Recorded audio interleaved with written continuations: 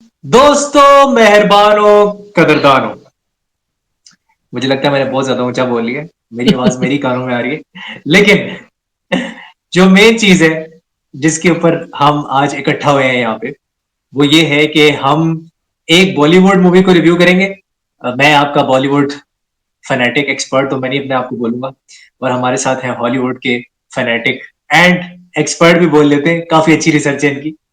लेकिन फरासत दानिश साहब जो है वो हमारे साथ आ चुके हैं। आज इनकी वॉइस बहुत क्लियर आएगी और आपको बड़ा मजा आएगा। इनकी जो मध्यम जो आवाज है उससे आप जो है ना महसूस होंगे। तो फरासत भाई, कैसे हैं आप? कराची में टेम्परेचर दर्जा हरारत कितनी है? इस्लामाबाद में तो ठंड होगी। कराची में जैसा हमेशा रहता है कि 9 महीने गर्मी और 3 महीने सर्दी, वही चल रहा है। और अभी गर्मी वाले डेज ही चल रहे हैं। सर्दी का इंतजार है, अभी देखें कब आती है। हाँ, मैंने मध्यम आवाज बोल दिया, मधुर आवाज बोलना था। बहुत बहुत बुरी उर्दू है मेरी। खैर खैर, कोई बात नहीं। आगे बढ़ते हैं। पॉडकास्ट कर करके सीख जाऊंगा। अच्छा, तो आज हम बात करने वाले जो मूवी है विकी विद्या का वो वाला वीडियो, उसके ऊपर हम बात करेंगे। एंड फरासत भाई, जिन्होंने 1,000 रुपए का टिकट दिया वेनम के लिए, उनसे हम पूछेंगे कि उनके कितने पैसे जाया हुए हैं, और जाया हुए हैं या नहीं हुए। तो फरासत भाई, आप क्या चाहते हैं, पहले मैं स्टार्ट करूं या पहले हॉलीवुड से स्टार्ट करूं? नहीं नहीं, बिल्कुल जहां से हम ज्यादा करीब हैं हम वहीं से स्टार्ट हाँ, करेंगे। विकी बिल्कुल। विद्या का वो वाला वीडियो। विकी विद्या का वो वाला वीडियो, उस वो वाले वीडियो ने मेरे 2.5 घंटे अच्छे से बर्बाद किए। और उसके अंदर मैं अपने जो मेरे बाकी दो चैनल्स हैं उसके लिए मैं वीडियोस बना सकता था उन 2.5 घंटे के अंदर। लेकिन मैं बहुत ही ज्यादा डिसअपॉइंट हुआ। इवन दो इस मूवी की IMDb रेटिंग जो है वो आप अगर देखें तो 7.2 है। 7.2 IMDb रेटिंग है, विच मीन्स के IMDb रेटिंग कहीं ना कहीं जो है ना आपको धोखा दे दी, क्योंकि इसमें जो कॉमेडी है वो बहुत ज्यादा अनहिंज किस्म की है। अनहिंज से मुराद मेरा ये है कि बेतुकी सी कॉमेडी है।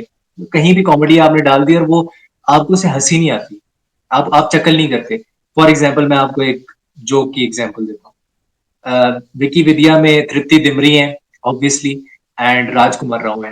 तो उन दोनों का जो कैरेक्टर है वो आपस में ना कॉन्वर्सेशन कर रहा होता है, और घर के जो बुजुर्ग होते हैं ना उनकी शादी से पहले, क्योंकि विद्या की शादी कहीं और होने वाली होती है, तो उनकी शादी से पहले ये डिस्कशन हो रही होती है कि जी हम दोनों ना साथ में ना सोए थे। तो वो सामने से ना बुजुर्ग कहते हैं कि भाई क्या मतलब सोए थे? तो वो आगे से कहते हैं कि हम 5वीं कक्षा में ना, 5वीं क्लास में हम सोए थे डेस्क के ऊपर। ये इस तरह के जोक है उसके अंदर, और बहुत ही कहना चाहिए थर्ड क्लास जोक है। मतलब कोई इसमें वो नहीं होता। सेकेंडली, मुझे लगता है इसके अंदर इन्होंने हॉरर भी घुसा दिए। पता नहीं किस तरह इन्होंने हॉरर घुसा दी, क्योंकि आप लास्ट के 10-15 मिनट्स देखेंगे ना, तो उसमें प्रॉपर एक भूत आता है और भूत से कॉन्वर्सेशन हो रही है, और वो भूत वहां पे क्यों आ रहा है, उस भूत के आने की क्या वजह है। मतलब लॉजिक आप सिनेमा से बाहर छोड़ के आओ, या लॉजिक जो है ना आप बिल्कुल बाहर छोड़ के आओ जब आप लैपटॉप पे ही अगर मूवी देखने लगे तो। बिकॉज फजूल की फोर्स्ड कॉमेडी, फजूल का क्लाइमेक्स भी बहुत फोर्स्ड था। वो आपको याद होगा आयुष्मान खुराना, वो जिस तरह की मूवीज किया करता था, उसमें हमेशा एक सोशल मैसेज होता था। उसकी लंबी सी 2.5 मिनट की एक स्पीच होती थी हर मूवी में। आप उसकी कोई मूवी उठा के देख लें, उसमें 2.5 मिनट की स्पीच मिलेगी आपको। उसमें वो सोशल मैसेज बताता है कि हाँ ये सोशल मैसेज है मूवीज का, मूवी का, मेरी मूवी का, this is the crux. Which means कि इसमें भी ऐसा कुछ था, लेकिन वो बहुत ज्यादा प्रीची था, बहुत फोर्स्ड था। वो ऑर्गेनिकली नहीं आता मूवी के अंदर, और ऑर्गेनिकली फिट इन नहीं होता। और जो सिक्वेंसेस है ना, हम अक्सर बात करते हैं कि यार स्लैपस्टिक कॉमेडी कपिल शर्मा वो करते थे, उनको हमने करते हुए देखा है पहले। उससे पहले कॉमेडी नाइट्स आता था, जो जिसमें हम ये इंडिया के सारे कॉमेडियंस को देखते थे, वो माइक पे आते थे, सोनी पे वो लगता था। उसमें भी अर्चना पूरन सिंह होती थी पहले। तो वो भी अनहिंज्ड कॉमेडी होती थी, और उसमें आप अक्सर देखोगे कपिल शर्मा जो है वो मिमिक्री कर रहे हैं, बाकी कॉमेडियंस मिमिक्री कर रहे हैं। यहाँ पे जो एक कॉमेडी है ना, वो बहुत वो है, डिसोरिएंटेड है। डिसोरिएंटेड है, सीक्वेंसेस साथ में मिल नहीं रहे, और उस कॉमेडी की स्टोरी लाइन में कोई जगह नहीं बन रही। फिर इसमें शहनाज गिल का एक आइटम सॉन्ग है, ठीक है, वो शहनाज साहिबा आई है, उस आइटम सॉन्ग की कोई तुक नहीं थी। वो ना होता तो कोई मसला नहीं था, मेरा मेरा टाइम बच जाता। ठीक है। फिर आपने उसकी तो कोरियोग्राफी फिर भी अच्छी थी, मतलब शहनाज गिल की जो गाने की कोरियोग्राफी थी, ये मैं कहूंगा, मतलब डांस कोरियोग्राफी टॉप नॉच थी। बट जो आपको याद होगा, मेरे महबूब जो भी आइटम सॉन्ग है, जो मूवी के अंदर नहीं है लेकिन वो तृप्ति दिमरी ने उस पर परफॉर्म किया है और राजकुमार राव ने उसमें परफॉर्म किया है, उसको शूट करने का कोई मकसद नहीं था, क्योंकि उसमें कोरियोग्राफी आप देखोगे इंतहाई घटिया है, बुरे कैमरा एंगल्स हैं, मतलब मैं तो कहूंगा बुलशिट कैमरा एंगल्स हैं, और इस तरह के आपने तृप्ति दिमरी से स्टेप्स आपने करवाए हैं कि वो क्रिंज लगता है बहुत ज्यादा। तो मैंने तृप्ति दिमरी की जितनी भी क्लासी मूवीज देखी हैं, जिसमें कला आती है, जिसमें बुलबुल आती है, ठीक है, लैला मजनू वो जब मतलब इम्तियाज अली की मूवी थी, वो इम्तियाज अली का रोमांस था, वो उस तरह की मूवीज करती हुई आई है वो लड़की, और उसको एक्टिंग, प्रॉपर एक्ट्रेस है वो, she knows how to act. आप उसकी किसी भी टैलेंट का ना फायदा नहीं उठा रहे, कि जो मेन उसका टैलेंट है एक्टिंग का। डायलॉग्स इसमें बहुत ही वो है, कहना चाहिए अंडरटोन है। राजकुमार राव बिल्कुल ऐसा लग रहा है जैसे लूडो का राजकुमार राव है, मतलब लूडो में जो उसका गेटअप था, उसका गेटअप यहाँ पे भी वही है। और Ludo is one of my most favourite movies, and it was a great script, well knitted script थी वो। लेकिन यहाँ पे आप जब स्क्रिप्ट देखते हो, everything is over the place, गाने is over the place, comedy is over the place.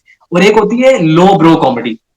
Low brow comedy का मतलब ये होता है कि आप क्या कर रहे हो कि फॉर एग्जाम्पल फरासत भाई है ना, मैं अगर वो पतले हैं तो मैं उनके वेट के ऊपर वो करूंगा, उसके ऊपर मैं कॉमेडी कर दूंगा। अगर वो मोटे हैं तो मैं उनके वेट के ऊपर कॉमेडी कर दूंगा। अगर उनके बाल नहीं है, मैं उसके ऊपर कॉमेडी कर दूंगा। तो इसमें यह है कि एक बंदे की आंखें नहीं है, एक बंदे को पाइल्स हुआ हुआ है, किसी को बवासीर हुआ हुआ है, ठीक है, तो उसके ऊपर इन्होंने कॉमेडी बनाई हुई है, उसके ऊपर कॉमेडी है पूरी। तो थोड़ा सा बॉडी शेमिंग वाला भी एलिमेंट आ जाता है, लेकिन वो राइटिंग अच्छी नहीं है, क्योंकि राइटिंग अच्छी नहीं है तो वो बहुत और भी ज्यादा क्रिंज हो जाता है, नेक्स्ट लेवल पे क्रिंज पे चला जाता है। So this movie for me personally, ये मेरा अगर आप ओपिनियन मांगोगे, it is a total waste of time. हाँ एंटरटेनिंग है, but everything is all over the place and everything is forced. आपने फोर्स किया हुआ है चीजों को, हर एक सीन को आपने फोर्स किया हुआ है, हर एक सोशल मैसेज को आपने फोर्स किया हुआ है, कॉमेडी को आपने फोर्स किया हुआ है, कॉमेडी ऑफ एरर्स को आपने फोर्स किया हुआ है। आपको मैं एक एग्जांपल देता हूँ, ड्रीम गर्ल 2019 जो फर्स्ट आई थी आयुष्मान खुराना की मूवी पहली, उसमें आप कॉमेडी देखो, कॉमेडी ऑफ एरर्स होते हैं, उसके बाद जो सीक्वेंसेस आते हैं तो उसके हालात चेंज हो जाते हैं, उसके सर्कमस्टेंसेस चेंज हो जाते कॉल हैं, सेंटर लेकिन वाली, कॉमेडी ऑफ एरर्स की वजह से। क्या कह रहे हैं? कॉल सेंटर वाली मूवी जो थी उसमें जिसको हाँ लड़की की कॉल सेंटर आवाज में वाली, बात करता हाँ हाँ, वो अच्छी थी, उसकी राइटिंग था वो अच्छी अच्छी। थी। आप टू को देखोगे, आप टू को वन से कंपेयर करोगे, आप कहोगे यार ये क्या क्या बना दिया आपने। वो क्या नाम है, मनोज बाजपेयी ने एक बार कहा था कि यार ये क्या बवासीर बना दी हो। क्या नाम है, कौन सी मूवी थी वो, gangs of Wasseypur, gangs of Wasseypur उसमें में बोला था। था, हाँ उसमें उन्होंने बोला था। तो तो इसमें वीडियो जो का मूवी का, क्या सीन है? क्या कह रहे हैं? वीडियो का एलिमेंट क्या है इसमें? जैसे विक्की विद्या का वो वाला वीडियो, तो वो वीडियो वाले का वीडियो एलिमेंट का। मैं बताता हूँ। हम्म। वीडियो का एलिमेंट ये है कि उनकी शादी होती है, ठीक है, तो शादी होती है तो वो गोवा जाते हैं सुहागरात मनाने के लिए। उधर वो 1997 की सेटिंग है ये, तो 1997 की सेटिंग दिखाई है, ये एक अच्छी चीज है कि 1997 में जितने भी नोट्स थे या गाड़ियां थी या जो सेटिंग थी या जो जिस तरह लोग उस वक्त कपड़े पहनते थे, कोई सेलफोन कुछ नहीं था, तो वो जो एरा दिखाया वो अच्छे तरीके से दिखाया है, उसमें प्रोडक्शन ने पूरी मेहनत की है। बट स्टोरी में जो है ना कमी खल गई है। अच्छा वो सुहागरात होती है, वो मतलब अपना वीडियो वो बनाते हैं ताकि वो यादगार है कि कल को कभी कोई झगड़ा हो जाए मियाँ बीवी के बीच में, तो वो हम दोबारा से ना वो उस वीडियो को देख लें। तो फिर चोरी होती है घर में, तो वो जो सीडी होती है वो चोर चुरा के ले जाता है, और फिर पूरी मूवी रिवॉल्व करती है कि भाई उस सीडी को वापस लेके आ गए। एंड में एक बहुत बड़ा ट्विस्ट भी होता है, वो बता दूं या ना बताऊं? नहीं, अगर किसी देखने का को आपने, इरादा है देखने का तो नहीं, मेरा तो अरे नहीं है देखो इरादा, यार, लेकिन अगर ना हाँ। देखो, एंड में ट्विस्ट है, उस ट्विस्ट में ये होता है कि पता ये लगता है कि विकी विद्या का पार्ट टू आएगा, क्योंकि 55 करोड़ ये मूवी कर चुकी है, पता नहीं कैसे कर लिया लेकिन कर लिया। तो इतने हाई बजट की मूवी नहीं है, मतलब I think it's like 60 crore something like that, तो इसने अपना बजट तो रिकवर कर लिया, तो सेमी हिट तो होगी।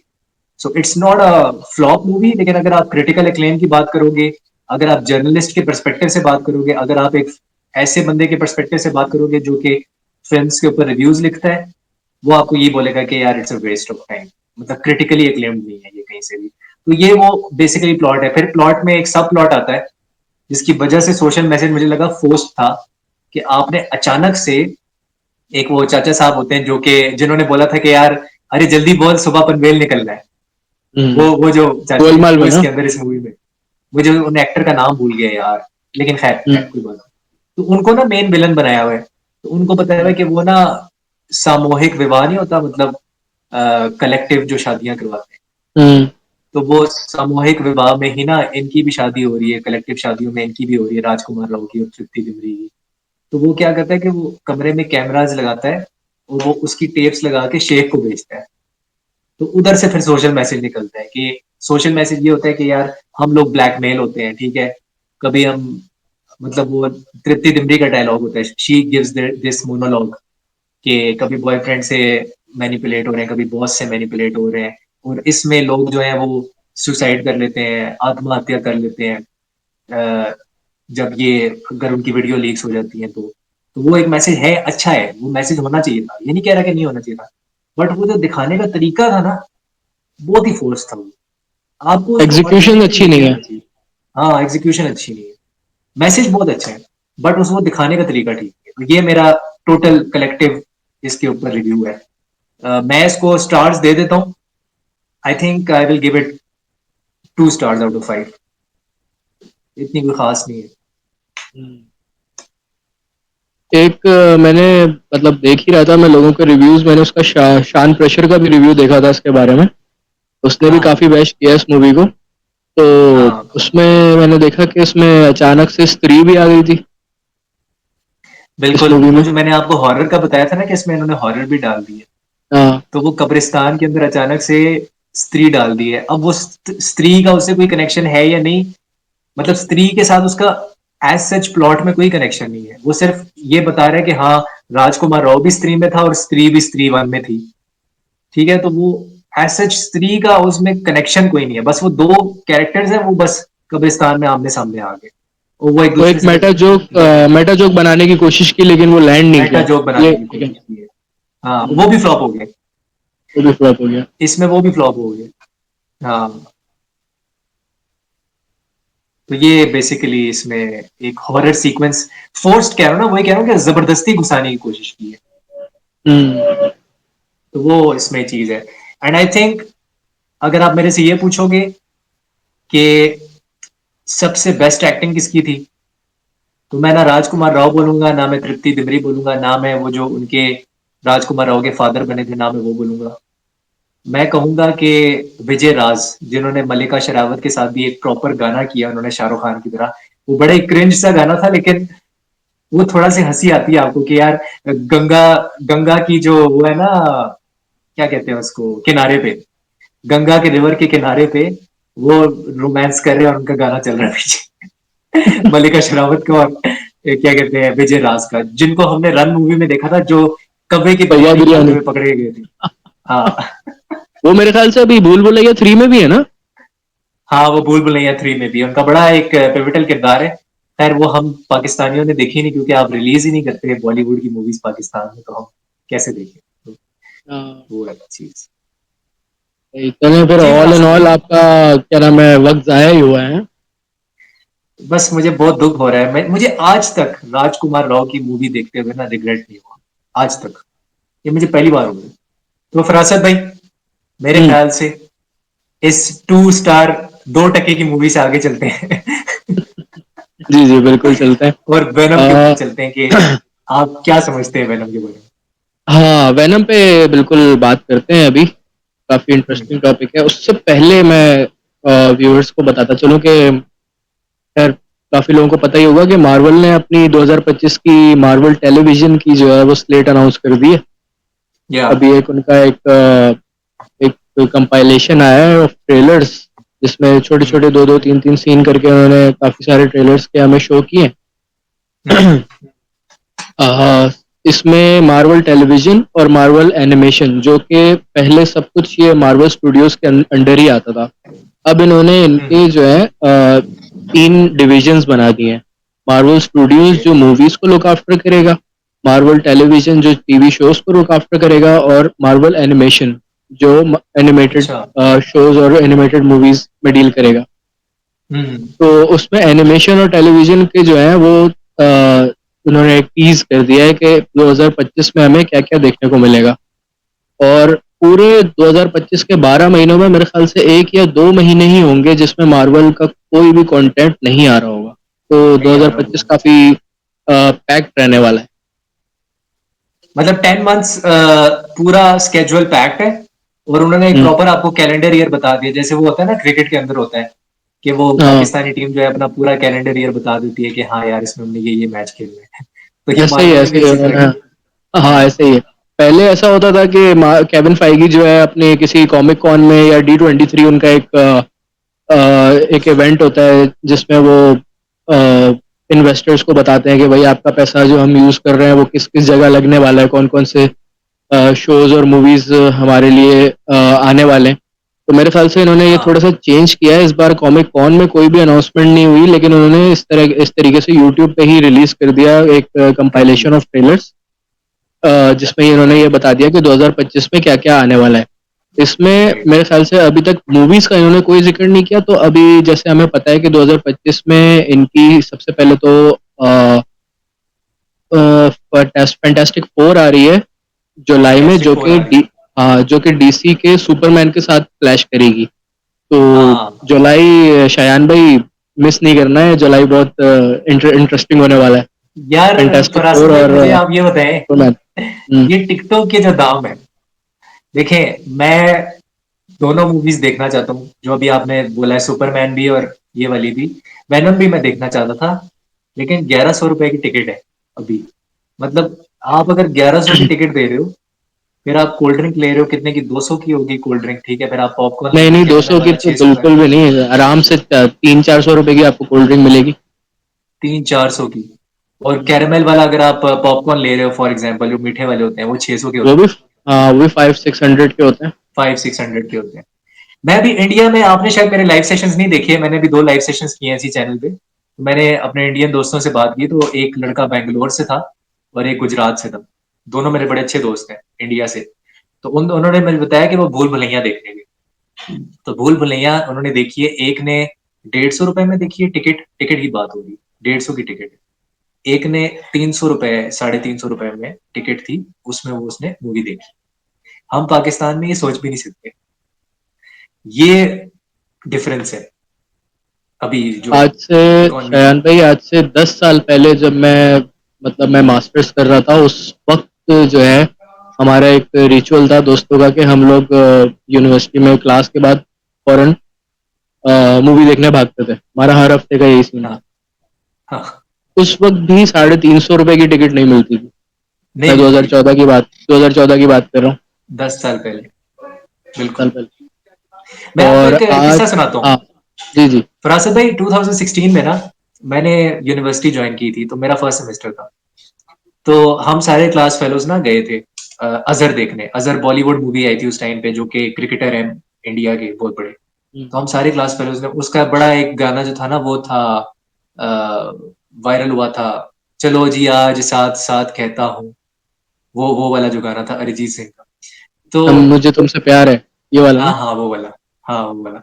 तो उसमें ये था कि 500-600 की उस टाइम भी टिकट थी। ये मैं 16 मतलब 8 साल पुरानी बात कर रहा हूँ, तब भी 600 की बिल्कुल टिकट बिल्कुल थी होगी, 500 हाँ की। हाँ हाँ। हाँ।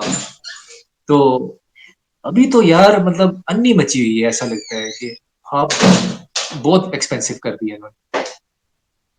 उसी के साथ मैं कल वेनम देखने जब गया तो मैंने कहा कि यार, जहाँ जब मैं अपने यूनी डेज में जहाँ पे मूवी देखने जाता था ना, आज मैं वहीं जाता हूँ। थोड़ी सा हम्म। पुरानी यादें ताज़ा हो जाएंगी। तो हाँ। ड्राइव करके गया मैं काफ़ी दूर, और वहां अच्छा। जाके पता चला कि पिछले 2 महीने से वो सिनेमा बंद हो चुका है। यार शैन भाई, इतना ओए। दिल टूटा ना मेरा। ओहो। वो यार इसीलिए बंद बहुत हुआ है बहुत ना। दुख हुआ। देखें हाँ, मैं आपको बताता हूँ, वेनम पे हम आते हैं। आप बॉलीवुड मूवीज नहीं लगा रहे हो, इंडिया इंडिया की मूवीज नहीं लगा रहे हो। पाकिस्तान में सबसे ज्यादा बॉलीवुड देखा जाता है, मतलब इंडिया से ज्यादा पाकिस्तान में बॉलीवुड देखा जाता है। मुझे अच्छी तरह याद है, ऐसे ही। इतना क्रेज था। जब आप बॉलीवुड की मूवीज लगाते हो, मैंने काफी वीडियोस में पहले भी बोला है, लाइव स्ट्रीम्स में बोला है, जब आप बॉलीवुड की मूवीज लगाते हो ना, तो एक होता है सरप्लस ऑडियंस, वो जो जिनको टिकट नहीं मिले होते ना उस मूवी के लिए, वो फिर आपकी पाकिस्तानी मूवी देखने जाते हैं। वो सरप्लस जो टिकट्स, जो ऑडियंस रह जाती है, जिनको टिकट नहीं मिलता हाउसफुल वाले दिन, इंडिया के तो मूवीज हाउसफुल हो जाती है। अभी आप जवान लगा दो, मैं अभी कहता हूँ अभी भी हाउसफुल हो, ठीक है। तो वो फिर आपकी पाकिस्तानी मूवीज भी देखेंगे, आपकी इंडस्ट्री में नहीं चल रही, इसी वजह से आपको दोनों तरफ से नुकसान हो। आप अपनी अकड़ में बैठे हो कि यार हम अपनी इकोनॉमी को ठीक कर लेंगे विदाउट, मतलब सिनेमा की इकोनॉमी को, सिनेमा तो वैसे पाकिस्तान में एग्जिस्ट नहीं करता, लेकिन हम उसको ठीक कर लेंगे विदाउट बॉलीवुड मूवीज। ये कभी नहीं होने वाला, बस ये कभी भी नहीं हाँ, ये होने पॉसिबल नहीं है। वाला। हाँ, तो ये चीज और है। इन्होंने ना जो है, इनका प्लान ये था कि अगर इंडियन मूवीज बैन कर देंगे तो फिर पाकिस्तानी हम्म, मूवीज चल जाएंगी। इन्होंने हाँ, इस एरोगेंस में आके मुझे तो लगता है इंडस्ट्री खत्म ही कर दी है। बिल्कुल कि खत्म कर दी है। इनका, हाँ, इनका मेरे ख्याल से एम्बिशन ये था कि, विजन ये था कि इंडियन मूवीज नहीं होंगी तो पाकिस्तानी मूवीज लोग देखेंगे। लेकिन उससे हुआ क्या, उससे उल्टा ये हुआ कि पाकिस्तानियों का जो सिनेमा गोइंग कल्चर था वही खत्म हो गया। हाँ, मतलब अब अगर किसी बिल्कुल। फैमिली को आउटिंग पे जाना है तो वो मूवी देखना प्रेफर नहीं करेंगे। वो जाएंगे किसी अच्छे रेस्टोरेंट में खाना खा के आ जाएंगे, ज्यादा से ज्यादा। अगर मैं कराची की बात करूँ तो सी साइड चले जाएंगे, या यस। जो छोटे मोटे स्पॉट्स हैं यहाँ पे, वैसे कराची में बहुत कम ही है, तो जो घूमने फिरने के स्पॉट्स हैं यहाँ पे वहां चले जाएंगे। सिनेमा गोइंग कल्चर खत्म हो गया है। खत्म हो गया। ये मेरा सर देखे, मैंने सिनेमा का ना पूरा, ऑडियन सिनेमा का, ये मैंने मेंबरशिप ली थी। ये मैंने 2000 रुपीज में ली थी, ठीक है। इस 2000 के ऊपर भी जो कंसेशन में मुझे मूवी देखने को मिलती है वो 700 रुपए की होती है, सबसे सस्ती। ये सबसे सस्ती की बात हो रही है। और इंडिया में क्या है, 150 में लोग मूवी देख रहे हैं। सर वहाँ पे सिंगल स्क्रीन है ना, यही तो। यहाँ पे हाँ, पाकिस्तान में सिंगल स्क्रीन एग्जिस्ट ही नहीं करती। गुजरात जो में स्पेशली है, हाँ। गुजरात में है। लेकिन जो 300 रुपए वाली है, वो उसने हम्म, मल्टीप्लेक्स में देखी है। 300 रुपए वाली मल्टीप्लेक्स में देखी है उसने।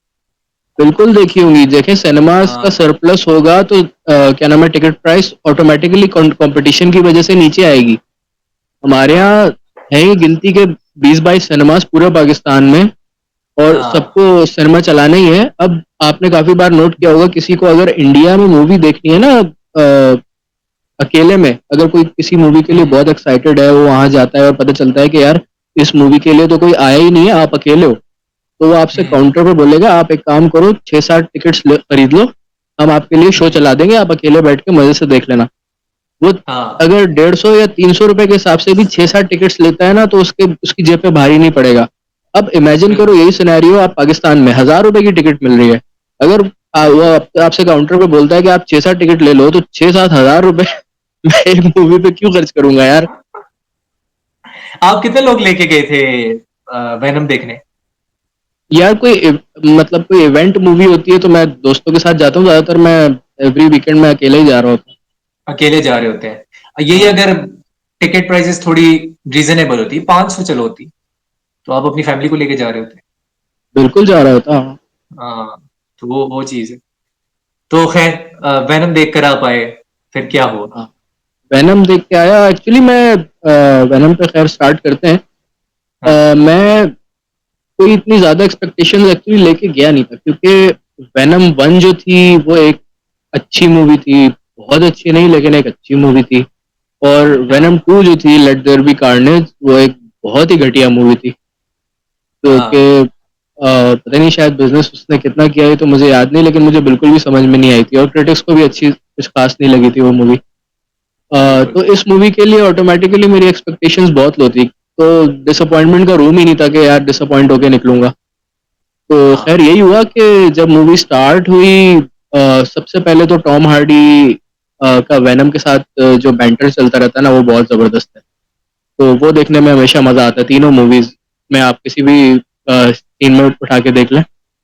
तो हाँ, टॉम हार्डी के अलावा, लेकिन यही है ना कि टॉम हार्डी बेचारा एक अकेला मूवी को कितना उठा लेगा। टॉम हाँ। हार्डी की एक्टिंग बहुत केटी अच्छी है। मार्सेल ने और टॉम हार्डी ने इसको, मतलब स्टोरी को कंस्ट्रक्ट हाँ, किया है।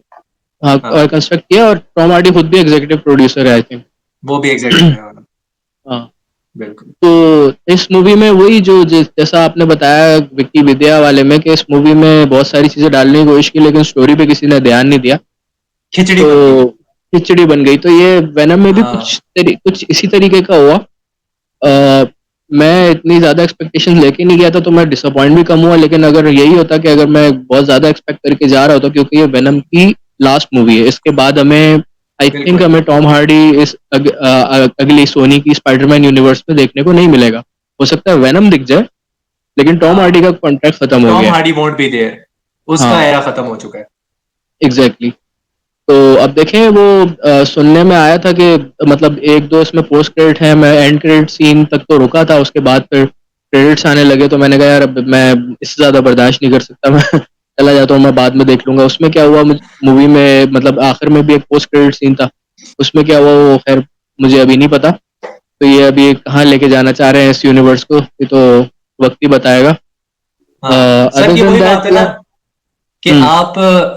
आपने मेन कोर्स खा लिया, वही इतना वाहियात था, तो फिर डेजर्ट खाने की क्या जरूरत है उसी रेस्टोरेंट से। हाँ हाँ ये तो हाँ। वही बात है। हाँ, मूवी ऑल इन ऑल बहुत मीडियोकर है। मैं इस मूवी को बैश हाँ। नहीं करूंगा, क्योंकि कुछ एलिमेंट्स हैं जो आपको एंटरटेन करते हैं, ठीक है। ओके। तो मतलब मैं ये कहूंगा कि मेरे पैसे वसूल नहीं हुए, लेकिन मैं मतलब इस मूवी को बुरा भला कहते हुए भी थिएटर से नहीं निकला कि यार ये क्या वाहियात मूवी देखी मैंने। Movie was just hmm. Average, ठीक है। हम्म। आपको एक स्केल पे बिल्कुल एवरेज के पॉइंट पे ये रखती है, ना ये आपको बहुत ज्यादा एक्साइटेड होने देती है, ना ये आपको बहुत ज्यादा जो है वो गुस्सा करने देती है। तो ये बिल्कुल बीच में है मूवी। बिल्कुल। स्टोरी के लिहाज से और बात की जाए तो स्टोरी में बहुत मिशमैश किया हुआ है। आपके जो कॉन्सेप्ट्स आपके वैनम वन में थे, वो वैनम थ्री में बिल्कुल ही उनको अबैंडन कर दिया है। जैसे फॉर एग्जांपल, स्पॉइलर अलर्ट किसी ने अगर नहीं देखी अभी तक तो, इसमें वेनम के कुछ कंपेनियंस होते हैं जो वेनम जैसे ही होते हैं, जैसे हमने पिछली मूवीज में भी देखा था, एक कार्निश था, उससे पहले वेनम वन में रायट था। तो इसमें दिखाया है कि इंसानों ने एरिया 51 में वेनम के अलावा और भी सिम्बियोट्स हैं, उनको कैद करके रखा हुआ है। और हाँ। आखिर के क्लाइमैक्स में वो सारे सिम्बियोट्स जो है वो इंसानों के साथ मर्ज कर देते हैं। आपकी हम्म। पूरी वेनम वन मूवी जो थी ना, ये इसी कॉन्सेप्ट पे बेस कर रही थी कि सिम्बियोट और इंसान का जो बॉन्डिंग है, जो मर्जर है, वो इतना आसान नहीं है। 10 हम्म। तरीके के एक्सपेरिमेंट करने के बाद वेनम जो है वो एडी ब्रॉक, जो है टॉम हार्डी का कैरेक्टर एडी ब्रॉक, उसके साथ जाके मर्ज हुआ था। और मर्ज वेनम हुआ थ्री था। के क्लाइमैक्स में हर सिम्बियोट रैंडम हर इंसान के साथ मर्ज कर रहा है, उसके साथ बॉन्ड कर रहा है, उसके साथ मतलब इंसान के ऊपर हावी होके लड़ रहा है, जो हमारा मेन विलन था उससे। तो ये आपका प्रिंसिपल आपने एक रखा हुआ था कि भाई बॉन्डिंग इंसान और सिम्बियोट के बीच की इतनी आसान नहीं है, उसको आपने हाँ बिल्कुल ही अबैंडन कर दिया। बिल्कुल। इसके अलावा जो जो कुछ चीजों में जो इस मूवी में नहीं है ना, वो है इस मूवी का मेन विलन। इस मूवी में विलन एग्जिस्ट ही नहीं करता। विलन के हाँ नाम पे एक एक क्रीचर है आउटर स्पेस का, जो हाँ कि आता है वेनम को ढूंढने आता है।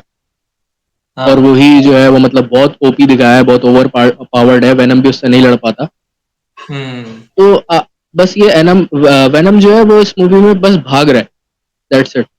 स्टोरी लाइन बहुत ही एक स्ट्रेट लाइन में चल रही है, जिसमें बिल्कुल भी जरा भी ट्विस्ट नहीं है, कोई इंटरेस्टिंग चीज नहीं है, हुक नहीं है कोई। तो हम्म।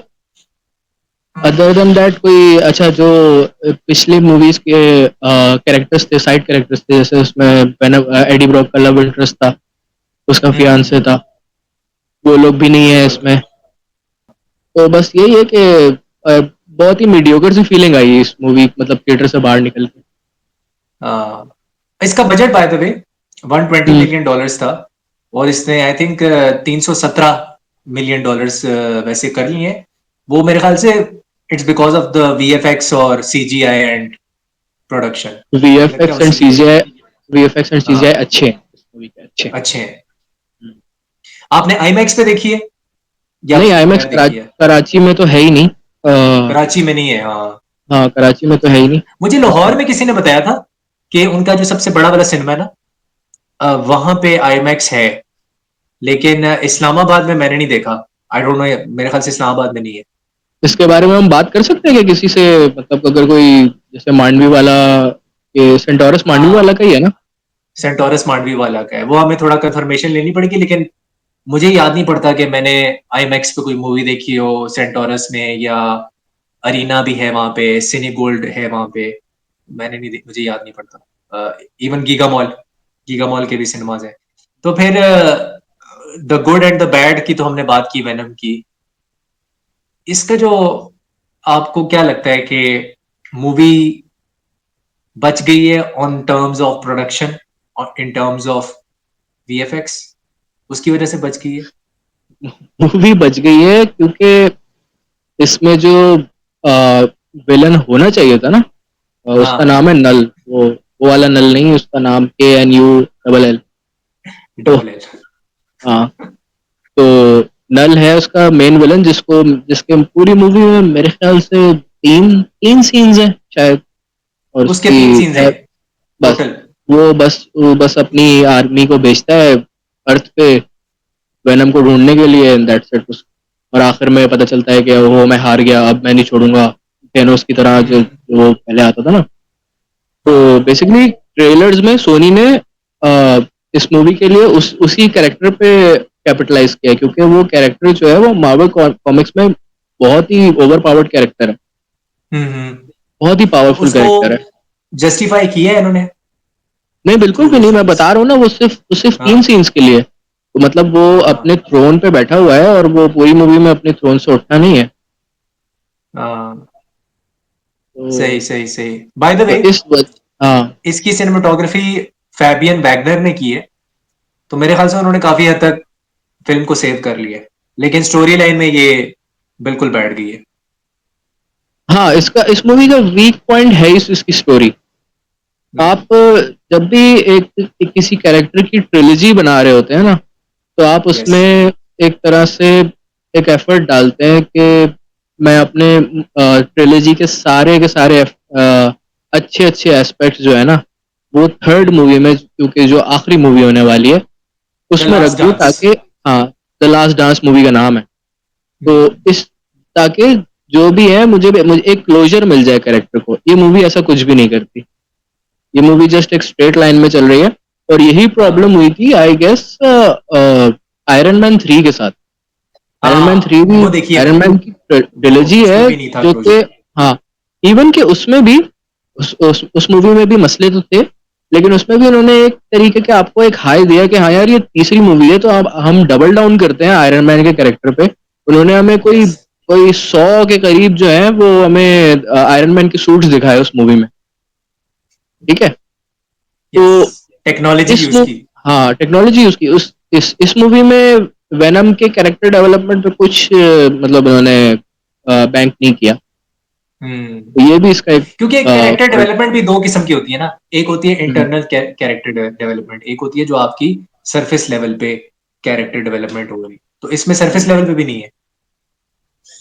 सरफेस लेवल पे आप ये कह सकते हैं कि एक मतलब वेनम 1 में आपने एडी ब्रॉक और वेनम का जो है वो बॉन्ड किस तरीके से हुआ वो दिखाया।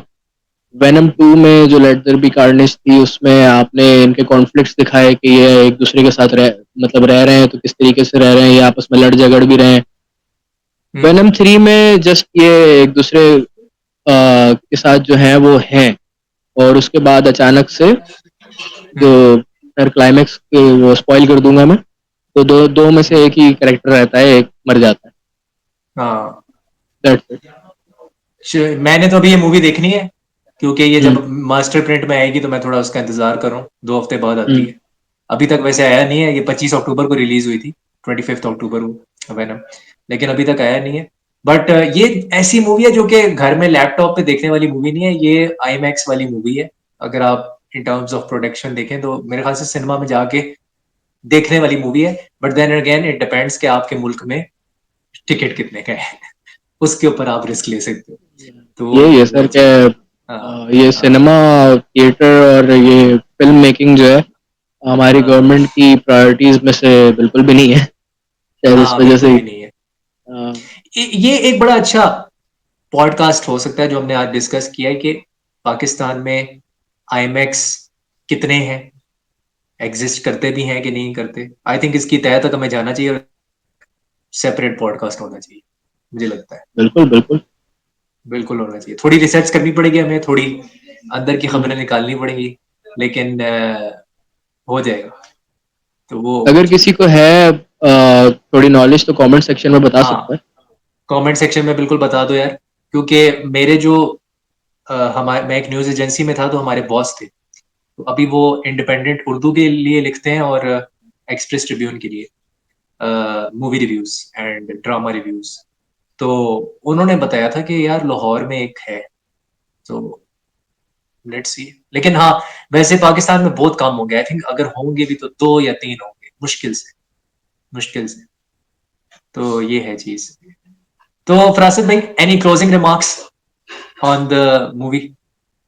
हाँ, मैं तो सजेस्ट करूंगा कि अगर आप पाकिस्तान में रहते हुए अफोर्ड कर सकते हैं तो ये मूवी देख लें। मैं ये नहीं कहूँगा कि ये बिल्कुल ही इंटॉलरेबल मूवी है। तो हाँ, अगर आप देखना चाहते हैं तो ज़रूर देखें। आपके 1 घंटा 35 मिनट एक ज़ाया नहीं होंगे, मैं ये कहूँगा। हाँ, बिल्कुल। 109 मिनट्स का इसका रनिंग टाइम है।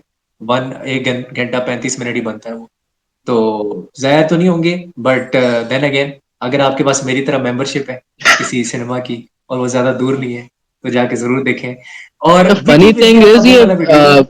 क्या नाम है, मेंबरशिप वाली बात जो है ना, ये मैंने अभी आपसे ही सुनी है। हमारे कराची में मुझे नहीं लगता इस तरह कोई मेंबरशिप ऑफर करता है कोई भी सिनेमा। नहीं, वो असल में पता है क्या था, 2 साल पहले ना ओडियन थोड़ा सा नया सिनेमा था, नया नया खुला था। तो जो नए सिनेमाज खुलते हैं ना, वो मेंबरशिप ऑफर करते हैं कि यार 1,000 की मेंबरशिप या 2,000 की।